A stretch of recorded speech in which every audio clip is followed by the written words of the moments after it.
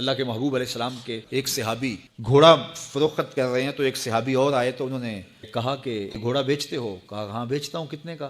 کہا 500 درہم کا۔ تو عرب گھوڑے کے اوپر سواری کر کے چیک کرتے، تو گھوڑے کے اوپر جب ٹرائی لی نا تو واپس آ کے کہا کہ اس کا 600 درہم لوگے؟ اس نے کہا میں تو 500 میں بیچنے آیا ہوں، تو تم 600 دیتے ہو تو بسم اللہ۔ تو پھر وہ کہنے لگے اچھا 700 لوگے؟ انہوں نے کہا کہ مجھے اور کیا چاہیے؟ تو کہا نہیں یہ گھوڑا تمہارا تو 800 کا ہے۔ وہ کہنے لگے ہاں میرا گھوڑا 800 کا ہے۔ تو کہا پھر 500 کا کیوں بیچ رہے ہو؟ کہا میری مجبوری تھی، میں نے بیٹی کی شادی کرنی تھی۔ انہوں نے کہا میرے صاحب میرے بھائی میں تو 800 میں لوں گا۔ انہوں نے 800 روپے پیش کیے اور گھوڑا لے لیا۔ تو کہا کہ میری تو مجبوری تھی اور تم نے 800 کا لیا جب تمہیں 500 کا مل رہا تھا۔ کہا میری بھی مجبوری تھی۔ کہا تمہاری کیا مجبوری تھی؟